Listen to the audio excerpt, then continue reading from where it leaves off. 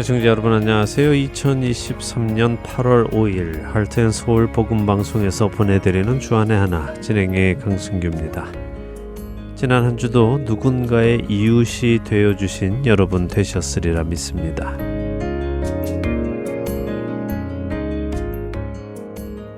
(8월입니다) 올여름 그 어느 때보다 덥다고 하지요. 이곳 아리조나도 가장 더운 여름으로 기록될 만큼 연일 뜨거운 태양이 내리쬐는 여름을 보내고 있습니다. 그러나 이 끝나지 않을 것 같은 여름도 때가 되면 또 선선한 바람이 불며 끝나게 될 것입니다. 가을이 오고 겨울이 오겠죠. 그렇게 우리는 견디어낼 수 있습니다.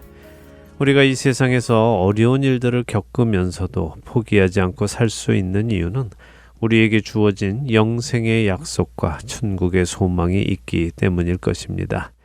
하나님께서 그 아들 예수 그리스도를 보내셔서 십자가에서 죽으시게까지 하시며 우리에게 주신 그 영원한 생명, 그 생명의 약속이 있기에 우리는 오늘의 어려움과 섭섭함, 부족함과 고단함을 이겨낼 수 있습니다. 이 땅의 환경을 바라보지 마시고 그 모든 환경 위에서 우리를 하나님의 나라로 인도하시는 하나님의 손길을 보는 우리가 되기를 바랍니다. 첫 찬양 들으시고 말씀 나누도록 하겠습니다.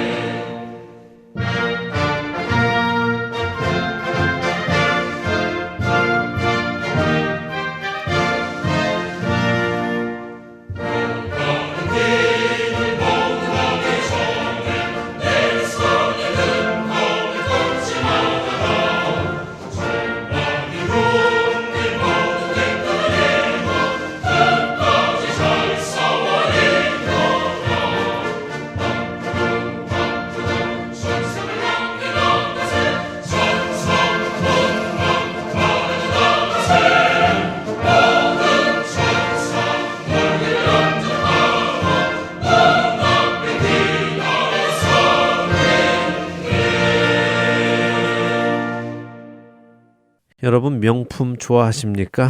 흔히 말하는 비싸고 고급진 백이나 또 옷 같은 명품 가지고 싶어하는 사람들이 많이 있죠. 물론 명품에 별 관심이 없는 사람들도 있습니다만 대부분 많은 사람들이 또 특히 젊은 사람들이 명품에 관심이 많습니다. 2022년 한 조사 기관에서 세계에서 명품이 가장 많이 팔리는 나라의 순위를 조사한 적이 있는데요. 한국이 전 세계에서 7위를 차지했다고 합니다. 그런데 그 조사에 의하면 한국은 명품이 많이 팔리는 다른 나라들에 비해 인구가 가장 적은 나라이기 때문에 결과적으로 보면 명품에 대한 관심은 한국이 가장 많다고 볼 수 있다라고 평가를 했습니다. 그 조사에 의하면 특별히 한국은 명품 브랜드에 큰 관심이 없는 사람이라도 명품 하나쯤은 가지고 있다고 하더군요. 결국 자신도 모르는 사이에 명품을 가지고 있는 나라가 한국이라는데요. 그 조사 기관에 의하면 2021년 한국 사람들이 명품을 사는 데에 사용한 돈이 한국 돈으로 17조 원, 미국 달러로 계산을 하면 141억 달러라고 합니다.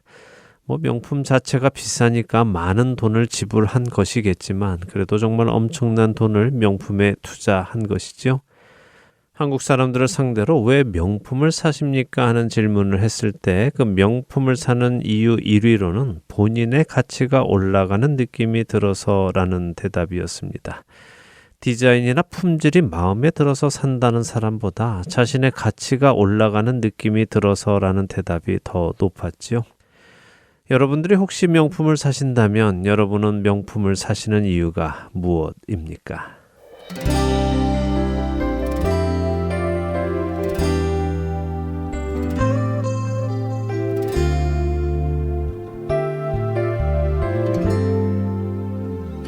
그 크신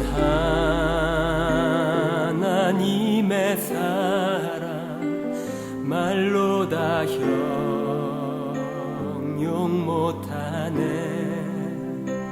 저 높고 높은 별을 넘어 이 낮고 낮은 땅 위에 죄범한 영혼 구하려 그 아들 보내사 화목제로 삼으시고 죄 용서하셨네. 하나님 크신 사랑을 증량다 못하며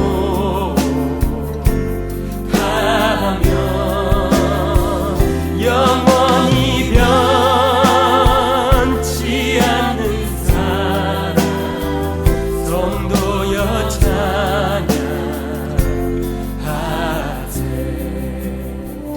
괴로운 시절 지나가고 나 위에 화쇠할 때 주 믿지 않던 영혼들은 큰 소리 외쳐 울어도 주 믿는 성도들에게 그 사랑의 부상 우리의 죄 사했으니 그대의 증가. 하나님 크신 사랑을 증량다 못하며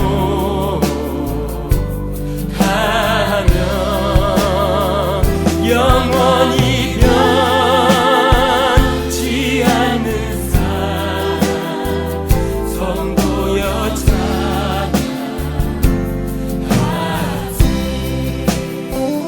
하나님 크신 사랑을 증량다 못하며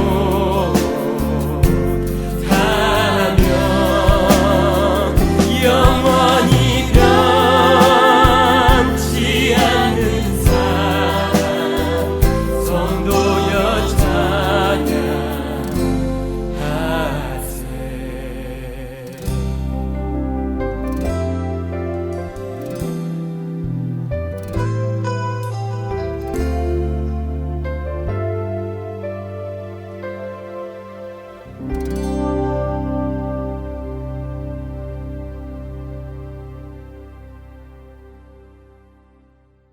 사실 어떤 명품들은 정말 품질이 좋기도 합니다. 그래서 값이 싼 비슷한 물건을 사서 쓰고 또 달아서 버리고 또 새로 사고 하는 것을 여러 번 반복하는 과정을 겪는 것보다 좋은 명품을 한 번 사서 오래오래 사용하는 경우도 있지요. 이런 경우는 오히려 명품을 사는 것이 알뜰한 일이기도 합니다. 예를 들어 매년 $100짜리 물건을 사는 것보다 한 번에 $1000짜리 물건을 사서 몇십 년을 쓴다면 말입니다. 하지만 명품을 사는 이유가 이런 품질 때문이 아니라 명품을 삼으로 인해 자신의 가치가 올라간다고 느끼는 것이라면, 그리고 그것이 자신과 다른 사람을 구분짓는 이유에서라면 그것은 옳지 않은 일입니다. 사실 많은 사람들이 명품을 사는 이유가 자신과 다른 사람을 구분하기 위해서입니다. 미국의 경제학자 베블런이란 사람은 부자들은 명품 소비로 인해 자긍심을 느끼는 동시에 주위 동료나 친구들의 선망의 대상이 되기 위해 명품 소비를 지향한다라고 말했습니다. 다시 말해 아무나 쉽게 살 수 없는 명품을 구매하고 착용함으로써 마치 자신이 특별한 존재가 된 것 같은 느낌과 주위 사람들의 부러운 시선을 얻고자 한다는 것이죠. 그리고 명품 회사들은 바로 이런 그들의 소비 심리를 이용하여 더 많은 명품을 사도록 자극하고요. 이런 이유로 명품을 사는 사람들은 세상 모든 사람들이 명품을 산다면 어떤 반응을 보일까요? 세상 모든 사람들이 명품을 사는 이유가 그 품질 자체가 참 좋아서 비싼 돈을 주고도 살만한 가치가 있어서 사서 사용을 한다면, 다른 사람들과 차별화되고 싶어서 명품을 사는 사람들은 더 이상 그 명품을 사지 않을 것입니다. 그렇지 않습니까? 그들은 또 다른 차별을 위해 명품을 만들어내고 사고를 반복하며 자신들이 일반인들과 다르다는 것을 끊임없이 드러내려 할 것입니다. 만일 이러한 생각이 우리 안에도 있다면, 다시 말해 명품의 품질이 정말 좋아서 사용하는 것이 아니라 단순히 남들과 차별화하고 싶은 생각이 있는 사람이라면 큰 문제를 겪을 수 있습니다.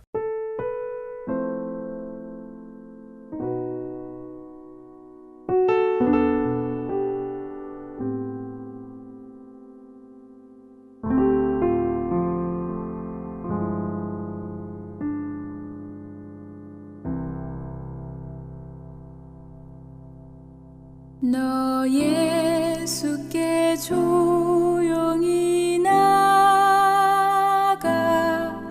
내 모든 짐 내려놓고 주 십자가 사랑을 믿어 죄 사함을 너 받으라. 주 예수께 조용히 나가 내 마음을 쏟아놓으라. 느릅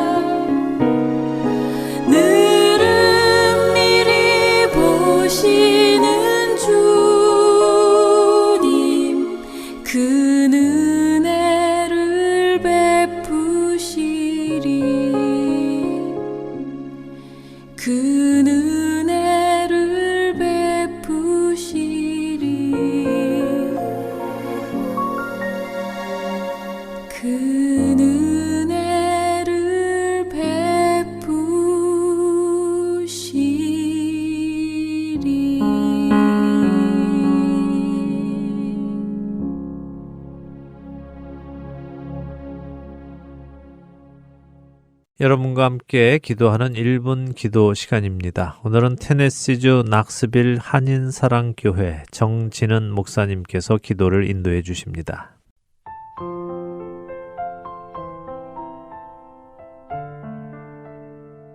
하트앤서울 복음방송 1분 기도 시간입니다. 저는 낙스빌 한인사랑교회를 섬기는 정진은 목사입니다. 오늘은 켄터키 루이지벨에서 매년 개최되는 여름 난민 선교인 IKC를 위해 기도했으면 좋겠습니다. 인터내셔널 키즈 캠프입니다. 이 루이빌에는 3만 명이 넘는 난민들이 있다고 합니다. 그 난민들 가운데는 엄청난 숫자의 아이들이 있고요. 그 아이들을 위해서 캠프를 여는 귀하고 복된 선교의 장입니다. 회교, 불교, 힌두교 여러 국가들의 난민 아이들이 참여해서 예수 그리스도의 복음을 접할 수 있는 귀하고 복된 순간인데, 이 순간을 하나님 사용하셔서 그들에게 복음이 전파되고 복음을 믿어지는 역사가 일어날 수 있도록, 그래서 아이들뿐만 아니라 그 아이들의 가정에도 예수 그리스도를 믿는 놀라운 구원의 역사가 일어나는 캠프가 될 수 있도록 우리 이 시간 다 함께 IKC를 놓고 간절히 기도하면 좋겠습니다. 다 함께 기도하겠습니다.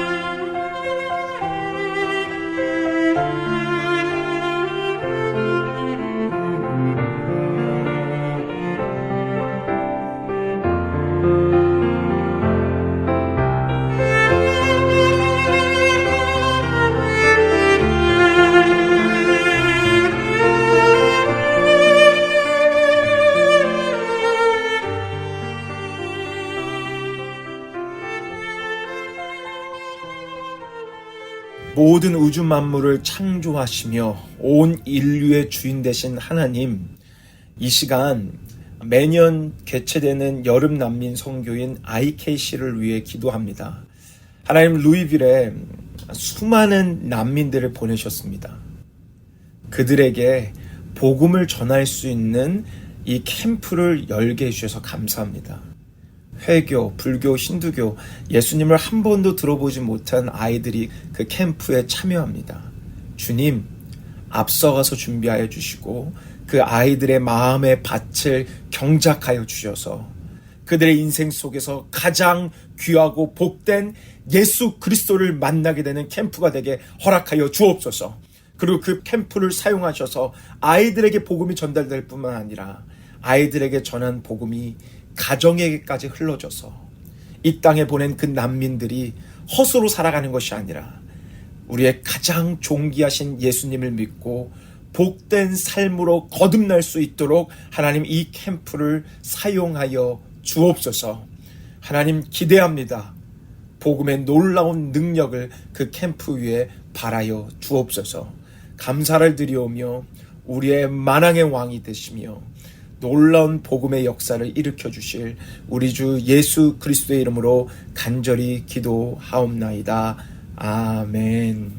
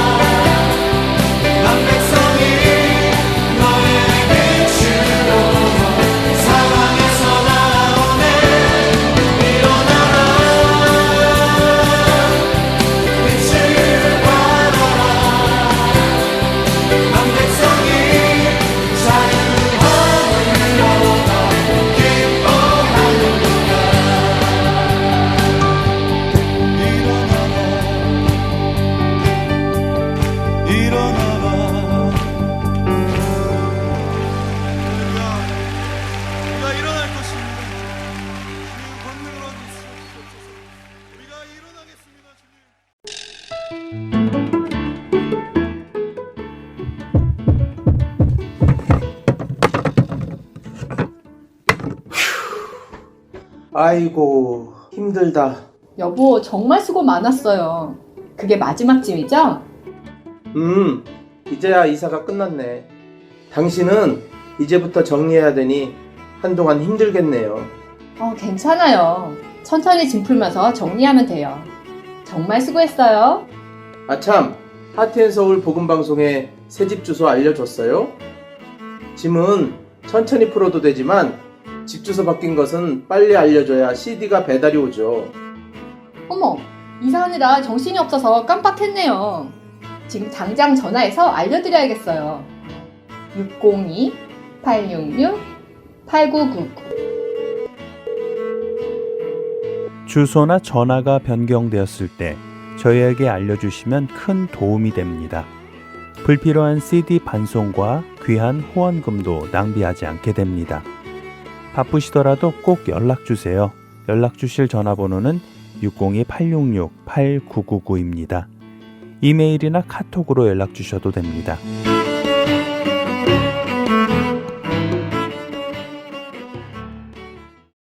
할텐서울 복음방송은 인터넷 www.heartandsoul.org를 통해 매주 토요일 4시간의 한국어와 1시간의 영어, 1시간의 일본어로 복음을 전하는 선교회입니다. 이 방송은 스마트폰 앱이나 팟캐스트를 통해 여러분의 스마트폰에서 들으실 수 있으며 매주 댁에서 CD나 MP3 CD로 받아서 들으실 수도 있습니다. 자세한 문의는 방송사 사무실 전화번호 602-866-8999로 해주시면 안내해 드리겠습니다.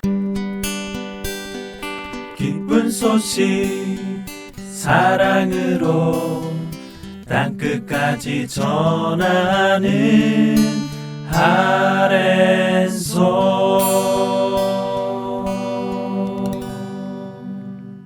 사도들의 행적이 기록된 사도행전을 공부하는 시간입니다.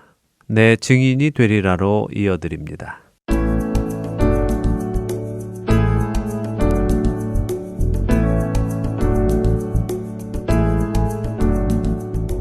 애청자 여러분 안녕하세요. 사도행전을 공부하는 시간입니다. 내 증인이 되리라 진행의 백성희입니다. 네, 여러분 안녕하세요. 강승규입니다. 사도행전 8장까지를 보면서 예루살렘에서 시작된 구원의 소식이 사마리아와 타국에 있는 유대인에게까지 전달되는 모습을 보았습니다. 네. 이제 이방인에게 복음이 전해질 것인데 그 준비가 9장에 기록되어 있다고 하셨어요. 네, 교회는 박해 속에서도 성령님의 일하심을 통해 복음이 계속해서 전해졌고요. 또 생명으로 들어오는 사람들이 늘어나는 것을 보았습니다. 교회가 핍박을 받아 흩어지지만 그것이 또 전도가 되고 복음의 능력이 전달되어져 가지요. 이제 9장에 기록된 한 사건을 통해서요. 우리 땅끝까지 내 증인이 될 것이다 라고 하신 예수님의 약속이 이루어지기 시작하는 것을 또 볼 것입니다. 1절에서 9절까지 읽고 오늘 이야기 나누겠습니다. 네, 어떤 이야기일까요? 궁금하네요. 사도행전 9장 1절부터 9절 한 절씩 읽겠습니다. 사울이 주의 제자들에 대하여 여전히 위협과 살기가 등등하여 대제사장에게 가서 다메섹 여러 회당에 가져갈 공문을 청하니 이는 만일 그 도를 따르는 사람을 만나면 남녀를 막론하고 결박하여 예루살렘으로 잡아오려 함이라. 사울이 길을 가다가 다메섹에 가까이 이르더니 호련히 하늘로부터 빛이 그를 둘러 비추는지라. 땅에 엎드러져 들음에 소리가 있어 이르시되 사울아 사울아 내가 어찌하여 나를 박해하느냐 하시거늘 대답하되 주여 누구시니까? 이르시되 나는 내가 박해하는 예수라. 너는 일어나 시내로 들어가라 내가 행할 것을 내게 이를 자가 있느니라 하시니 같이 가던 사람들은 소리만 듣고 아무도 보지 못하여 말을 못하고 서 있더라. 사울이 땅에서 일어나 눈은 떴으나 아무것도 보지 못하고 사람의 손에 끌려 다메섹으로 들어가서 사흘 동안 보지 못하고 먹지도 마시지도 아니하니라. 네. 사울, 그러니까 사도 바울의 이야기가 나오는군요. 그렇습니다. 이방인의 사도로 부름받아서 복음을 전하는 사도 바울의 부르심 장면입니다. 네. 자, 흥미로운 장면이죠. 교회를 핍박하고 예수 그리스도를 핍박하던 자를 부르셔서 복음을 전하게 하시는 하나님의 놀라우신 반전을 보게 됩니다. 자, 한 절씩 생각을 해보죠. 먼저는 사울이 그리스도인들에 대하여 여전히 위협과 살기가 등등했다라고 하시죠. 네. 왜 여전히라는 말씀을 기록하고 있을까요? 여전히요. 네. 여전이라고 하면 없어도 될 만한데 아직도 있다. 뭐 그런 의미 아닐까요? 맞습니다. 여전히 있다. 이 의미는 없어졌을 만한데 아직도 있다 하는 의미입니다. 네. 그러니까 앞장인 사도행전 8장 1절에 예루살렘에 있던 그리스도인들에게 큰 박해가 왔다고 되어 네. 있지요. 그래서 사도들 외에는 모두 유다와 사마리아와 모든 땅으로 흩어졌다라고 했습니다. 그러니까 예루살렘에 살면서 교회를 핍박한 사람들의 입장에서는 예루살렘에 살던 성도들이 흩어져 없어졌으니까 자신들이 원하던 일이 해결이 된 것입니다. 그러니까 교회를 핍박하는 사람들 입장에서는 교회가 흩어졌으니까 목적이 달성되었는데 그래서 이제 교회를 핍박하는 일을 그만두어도 될 만한데 사울은 거기에서 만족하지 않고 여전히 교회를 향한 핍박을 멈추지 않고 있다는 말씀이군요. 네, 그렇습니다. 사울은 예루살렘에서 그리스도인들이 사라진 것에 만족하지 않는 것입니다. 예, 그는 그리스도인들이 자기 주변에서 사라진 것에 만족하는 것이 아니라 아예 그리스도인들의 뿌리를 뽑아서 세상에서 없애버리고자 하는 마음이 있었던 것이죠. 네. 그래서 위협과 살기가 등등했다는 것입니다. 사울은 정말 그리스도인들을 미워했군요. 예, 여기 위협과 살기가 등등하다 할 때 등등하다라는 말은요, 엠프네오라는 헬라어로요, 네. 들이마시다, 숨쉬다 하는 의미입니다. 그러니까 사울은 그리스도인들을 죽여버리겠다는 것이 그의 생명을 유지하는 힘이 되었다 하는 것입니다. 자나 깨나 그리스도인들을 없애버리겠다 하는 것이 그의 마음 안에 가득 차 있다는 것이죠. 너무 무서운데요. 그런데 사울은 왜 이렇게까지 그리스도인들을 미워하는 것일까요? 네, 그게 참 중요한 포인트입니다. 자, 교회를 핍박한 대제사장들이나 바리새인들은 단순히 자신들의 유익에 해가 되는 교회를 몰아내는 데 목적이 있었습니다. 그래서 이렇게 예루살렘에서 몰아내었으니까 당장 자신들에게 있던 해가 없어지니까 괜찮았지요. 그런데 사울은 달랐습니다. 그는 그리스도인들을 미워했습니다. 자신의 어떤 유익에 해가 되어서 그런 것이 아니었지요. 사울이 이렇게 그리스도인들을 미워한 것은 그가 하나님을 사랑했기 때문입니다. 사울이 그리스도인들을 이렇게까지 미워한 이유가 하나님을 사랑했기 때문이라고요? 네. 아니, 하나님을 사랑하면 그리스도인들도 사랑해야지. 어떻게 그리스도인들을 이렇게 미워할 수 있죠? 뭔가 잘못된 거 아닌가요? 예, 잘못된 것이죠. 예. 그래서 그것을 예수님께서 고쳐주시는 것입니다. 사실 대제사장들이나 다른 바리새인들은 하나님을 사랑하지 않았습니다. 그들은 자신들을 사랑했지요. 그래서 자신들의 유익에 해가 되는 것을 제거했을 뿐입니다. 그런데 사울은 하나님을 사랑했습니다. 그런 그에게 예수와 예수를 따르는 자들은 이단이었습니다. 그가 아직 복음을 몰랐기 때문에 자신이 하나님의 아들이라고 주장을 했던 예수와 그를 따르는 이 그리스도인들이 이단으로 보인 것이죠. 하나님을 모독하는 사람들로 보인 것입니다. 그래서 그는 하나님을 사랑하기 때문에 하나님께 대항하는 이런 잔당들을 아주 뿌리 뽑아 없애버리겠다고 생각한 것입니다. 하나님을 사랑해서 하나님을 향한 충성심은 있었군요. 네. 물론 그 방향이 잘못되긴 했지만요. 예, 그래서 그 잘못된 방향을 예수님이 바로 잡아주시는 것입니다. 그가 아직 잘 몰라서 이런 일을 하지만 하나님을 향한 사랑 하나는 확실했기 때문에 그는 부르심을 받은 것이죠. 네. 자, 계속 보지요. 하나님 나라에 해가 된다고 생각되는 이 그리스도인들을 없애기 위해서 사울이 누구를 찾아갑니까? 대제사장이요. 네, 대제사장은 사두개인이라고 여러 번 말씀드렸지요. 네. 사울은 바리새인입니다. 사두개인과 바리새인은 서로 적대적인 관계였다고 말씀을 드렸습니다. 네. 근데 이 둘이 지금 하나가 됩니다. 왜요? 공공의 적이 생겨서 그렇겠죠. 예, 이것도 아주 중요한 포인트죠. 세상에서 서로 으르렁거리고 살아가도 공공의 적이 생기면 서로 손잡을 수 있습니다. 지금의 세상이 서로 의견이 안 맞아서 다투고 싸우고 하다가도요, 공공의 적, 곧 하나님 나라를 대적하기 위해서는 하나가 될 수 있는 것입니다. 이것은 앞으로도 예수님이 오시는 그날까지 더욱 강하게 나타날 것입니다. 그래서 우리 그리스도인들은 세상으로부터 핍박을 받을 것임을 기억해야 합니다.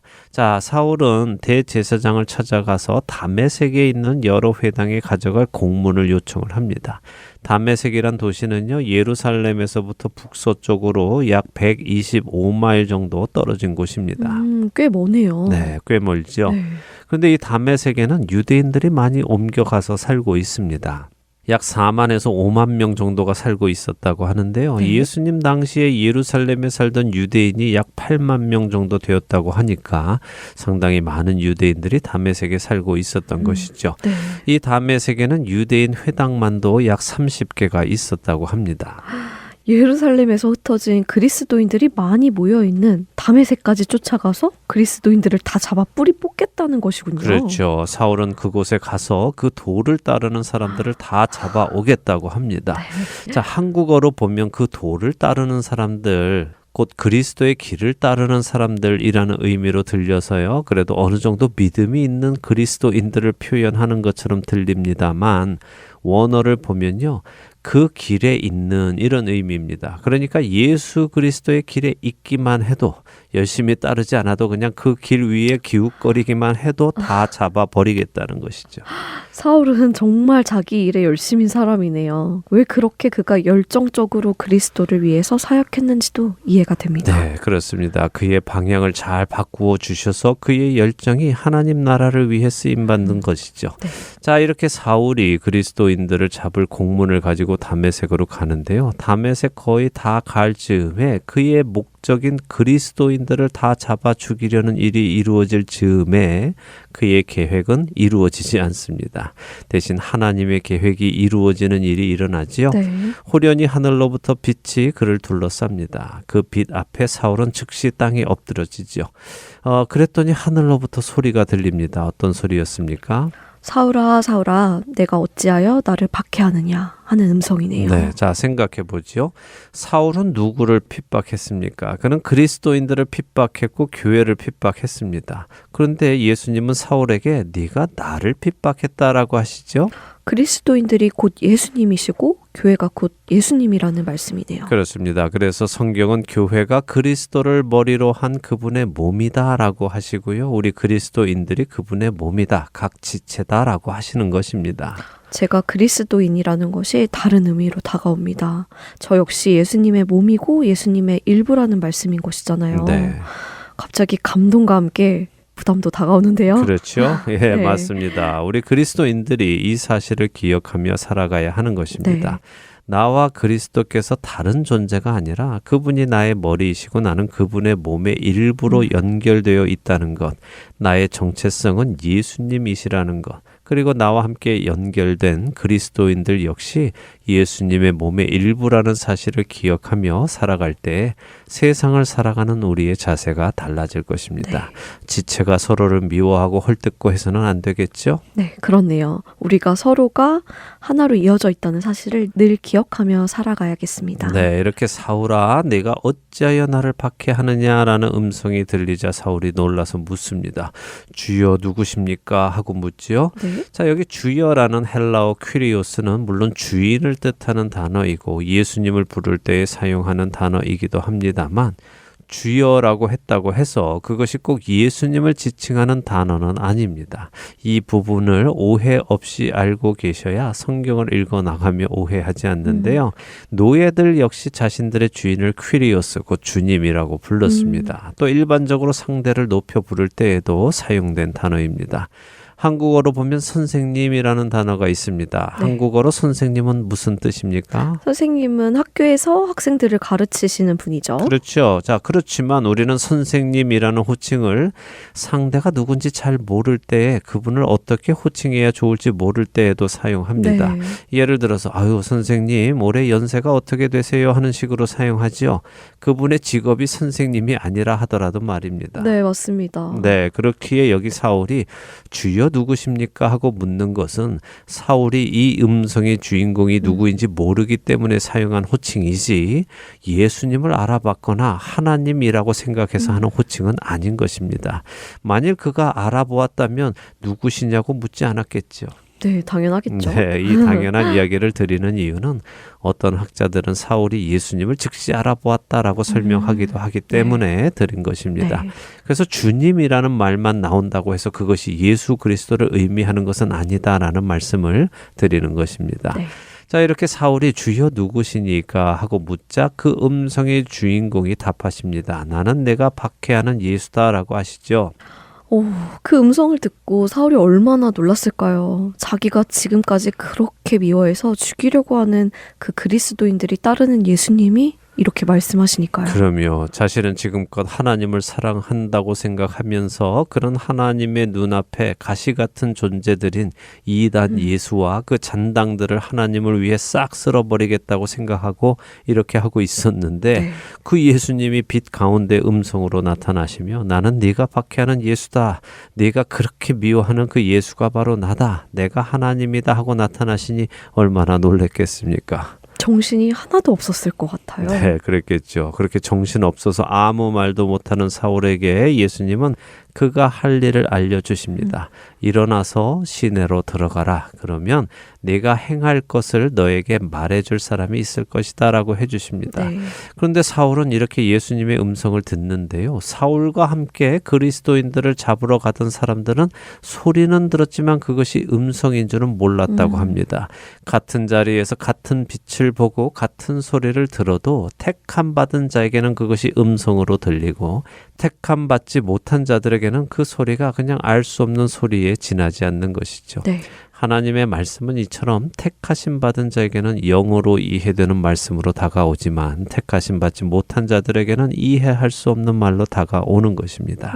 그 말씀은 성경의 말씀이 믿어지고 이해되는 것은 택하심 받았기 때문이라는 말씀이군요. 맞습니다. 자, 이렇게 음성을 들은 후에 사울이 일어납니다. 눈은 떴지만 아무것도 안 보입니다. 눈이 먼 것이죠. 그래서 사람들의 손에 이끌려 원래 가려던 목적지 다메섹으로 갑니다. 그는 사흘 동안 보지도 못하고 아무것도 먹지도 마시지도 않았다고 하십니다. 근데 먹지도 마시지도 못한 것이 아니라 먹지도 마시지도 않았다고 하시죠. 무슨 의미일까요? 사울이 금식을 했다는 말일까요? 네, 자 보세요. 사울이 보지 못하게 된 것은 수동태입니다. 네. 그러니까 외부의 힘에 의해서 그가 볼 수 없게 된 것이죠. 네. 자신의 의지로 보지 못하게 된 것이 아니라 상황이 그렇게 된 것입니다. 그러나 먹지 않고 마시지 않았다는 것은 능동태입니다. 자신이 자신의 의지로 지금 먹고 마시지 않았다는 네. 것이죠. 왜 그랬을까요? 생각해 보니까 너무 충격에 빠져 있었을 것 같아요. 지금까지 자신이 이단이라고 생각해서 하나님의 적으로 간주해서 그렇게 미워하며 박해한 그리스도인들이 이단이 아니었다는 것을 알게 된 것이잖아요. 네. 자신이 사랑하는 하나님을 오히려 대적하고 있었던 그 사실 앞에 정말 많은 생각을 했을 것 같아요. 네, 그랬을 것입니다. 지금 먹고 마시고 하는 것이 중요한 것이 아니죠. 그는 정말 많은 생각을 했을 것입니다. 무엇보다도 하나님을 사랑하는 그였는데 그 사랑이 전혀 다른 방향으로 갔고 오히려 하나님을 사랑한 것이 아니라 하나님을 공격한 것이었으니 네. 너무도 충격적이었겠죠. 그는 사흘 동안 금식하며 회개했을 것입니다. 자신의 잘못을 하나님 앞에 고했을 것이고요. 용서를 구했겠죠. 그리고 그동안 자신이 잘못했던 그리스도인들을 향해서도 용서를 구했을 것이고요. 특히 죽은 스데반에게도 용서를 구했을 것입니다. 그 사흘의 시간을 그는 보냅니다. 그가 이렇게 회개의 시간을 보내는 동안 하나님은 또 다른 일을 준비하시는데요. 오늘은 시간이 다 되었으니 본문을 읽기만 하고요. 다음 시간에 계속해서 이야기를 나누죠. 사도행전 9장 10절에서 16절까지 읽겠습니다. 네, 10절부터 읽습니다. 그때에 다메섹에 아나니아라 하는 제자가 있더니 주께서 환상 중에 불러 이르시되 아나니아야 하시거늘 대답하되 주여 내가 여기 있나이다 하니 주께서 이르시되 일어나 직가라 하는 거리로 가서 유다의 집에서 5 사람 사울이라 하는 사람을 찾으라. 그가 기도하는 중이니라. 그가 아나니아라 하는 사람이 들어와서 자기에게 안수하여 다시 보게 하는 것을 보았느니라 하시거늘 아나니아가 대답하되 주여 이 사람에 대하여 내가 여러 사람에게 듣사온즉 그가 예루살렘에서 주의 성도에게 적지 않은 해를 끼쳤다 하더니 여기서도 주의 이름을 부르는 모든 사람을 결박할 권한을 대제사장들에게서 받았나이다 하거늘 주께서 이르시되 가라 이 사람은 내 이름을 이방인과 임금들과 이스라엘 자손들에게 전하기 위하여 택한 나의 그릇이라.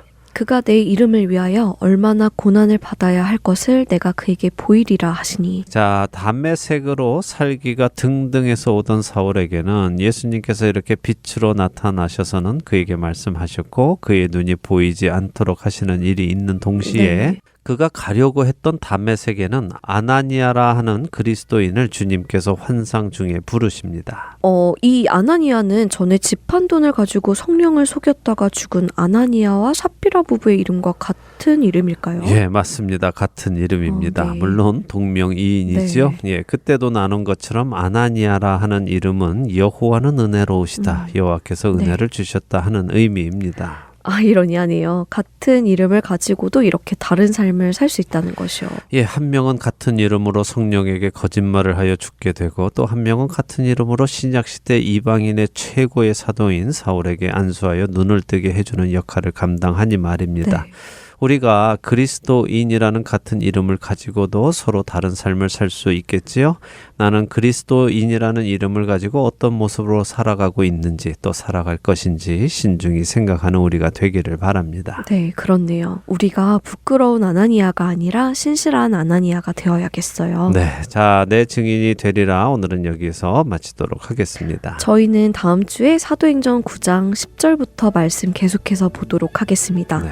한 주간도 그리스도인이라는 이름에 부끄럽지 않게 살아가시는 우리 모두 되기 바라며 내 증인이 되리라 마치겠습니다. 안녕히 계세요. 안녕히 계십시오.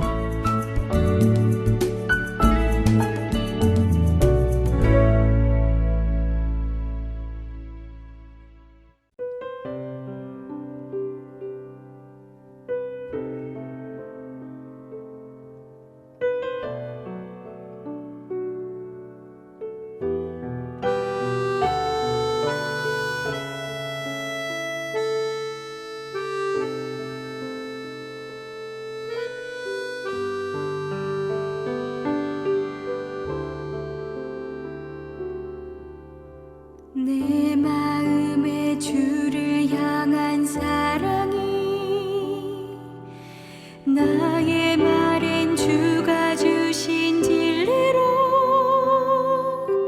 나의 눈에 주의 눈물 채워 주소서.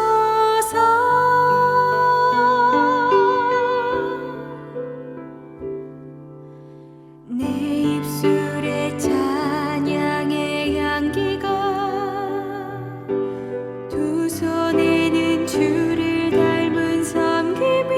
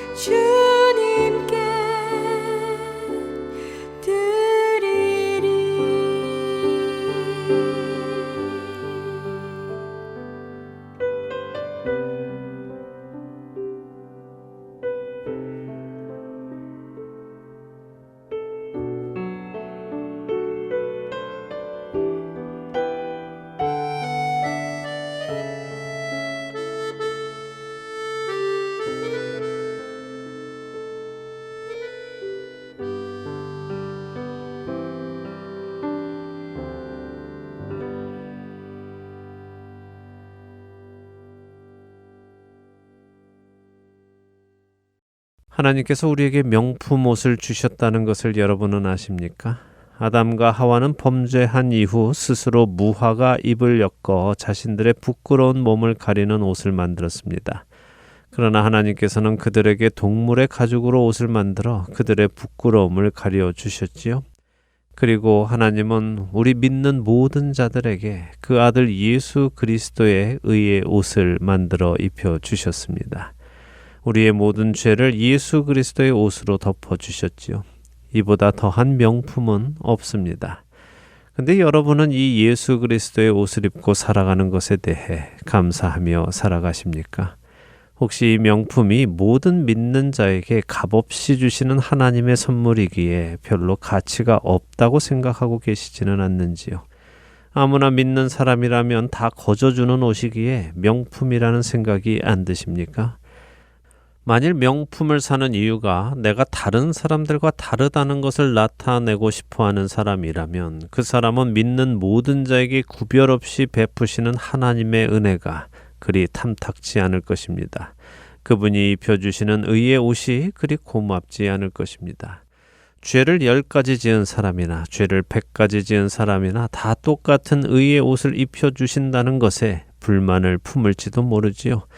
나를 저런 지저분한 죄인들과 똑같은 취급을 해서 똑같은 옷을 주시다니 나는 죄를 덜 지었으니 나는 조금 더 특별한 옷을 주셔야 해라는 우둔한 생각을 할지도 모릅니다. 여러분은 여러분에게 하나님께서 입혀주신 예수 그리스도의 의의 옷, 그 기가 막힌 명품을 어떻게 사용하고 계십니까? 사실 우리는 우리가 많은 돈을 주고 산 명품은 혹시라도 상처가 날까 또 더러워질까 조심조심 다루지 않습니까? 비가 오면 진품 가방은 품에 안고 뛰어가며 짝퉁 가짜 가방은 머리 위로 올려 비를 막으며 달려간다는 농담도 있지 않습니까? 하나님께서 그 아들의 생명을 주고 입혀주신 그 옷을 우리는 어떻게 다루며 살아가는지요? 때가 묻지 않게 상처가 나지 않게 그 옷을 입고 점도 없고 흠도 없고 책망할 것이 없는 사람으로 살아가고 계십니까? 아니면 아무나 다 입는 옷이기에 그리 가치 있는 옷이 아닌 것처럼 생각돼서 지저분하게 이리저리 굴리며 살아가고 계시는지요? 자신이 입고 있었던 옷이 지극히 더럽고 불결하고 냄새나는 옷이었다는 것을 아는 사람만이 그 더러운 옷을 벗겨주시고 깨끗한 예수 그리스도의 의의 옷을 입혀주신 것에 감사할 수 있을 것입니다. 또한 그 가치를 알고 그 명품을 잘 관리할 것입니다. 사랑하는 할텐 서울 복음방송 애청자 여러분, 세상에 있는 명품들은 우리가 열심히 일을 해서 돈을 모으면 살 수 있습니다. 근데 우리가 그렇게 열심히 일을 해서 돈을 모아 그 명품을 산다 하더라도 사실 그 명품 회사의 사장들은 우리에게 관심이 없습니다. 우리가 그 물건을 잘 쓰는지 안 쓰는지에도 관심이 없고 그저 우리가 또 다른 명품을 사게 만드는 것에 관심이 있을 뿐입니다. 그러나 우리 하나님께서 주신 명품은 우리가 아무리 열심히 일을 하여 돈을 모은다고 해도 결코 살 수 없습니다. 우리가 결코 살 수 없기 때문에 하나님께서는 값없이 우리에게 그 명품을 주신 것입니다. 그리고 그 명품 옷을 우리에게 주신 분은 우리에게 깊은 관심이 있으십니다. 깊은 관심뿐 아니라 우리를 사랑하십니다. 그 아들을 내어주실 만큼 사랑하십니다. 비록 이 옷을 셀 수 없는 수많은 성도들이 모두 입는다고 해서 가치가 낮은 것은 아닙니다. 이 옷을 입게 해주신 것만으로도 우리는 우리의 모든 것을 드려 감사해야 할 것입니다. 우리에게 주신 그 옷을 입고 우리에게 주어진 삶을 살아가는 자들이 되기를 원합니다. 또한 너희가 이 시기를 알거니와 자다가 깰 때가 벌써 되었으니 이는 이제 우리의 구원이 처음 믿을 때보다 가까웠음이라. 밤이 깊고 낮이 가까웠으니 그러므로 우리가 어둠의 일을 벗고 빛의 갑옷을 입자. 낮에와 같이 단정히 행하고 방탕하거나 술 취하지 말며 음란하거나 호색하지 말며 다투거나 시기하지 말고 오직 주 예수 그리스도로 옷 입고 정욕을 위하여 육신의 일을 도모하지 말라. 로마서 13장 11절에서 14절의 말씀입니다. 주님 앞에 서는 그날까지 오직 예수 그리스도로 옷 입고 살아가시는 저와 애청자 여러분이 되시기를 소망하며 오늘 주안의 하나 여기에서 마치도록 하겠습니다. 함께해 주신 여러분들께 감사드리고요. 저는 다음 주 이 시간 다시 찾아뵙겠습니다. 지금까지 구성과 진행의 강순기였습니다. 애청자 여러분 안녕히 계십시오. 주가 사랑하는 자는 자기 이름 드러내지 않고 주보다 눈에 띄지 않게 허리를 숙이는 자라. 주가 사랑하는 자는 자기 도움 남에게 숨기고 주의 이름만 기억되게 스스로 빠지는 자라. 주를 사랑하는 자 주의 뒤로 서는 자 주의 그림자 밟지 않는 자 주가 절 사랑하시네.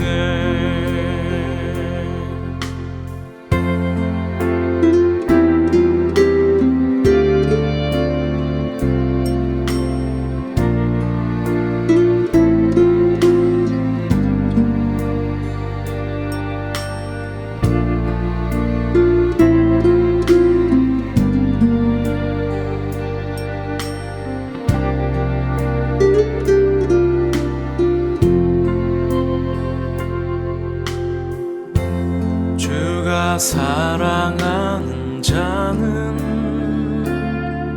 하나님 자리에 앉지 않고 그 자리를 비워놓고 자기 자리에 앉는 자라. 주가 사랑하는 자는 자기 길을 고집하지 않고 주가 열어주실 때까지 그 힘을 죽이는 자라. 주를 사랑하는 자 주의 뒤로 서는 자 주의 그림자 밟지 않는 자 주가 절 사랑하시네.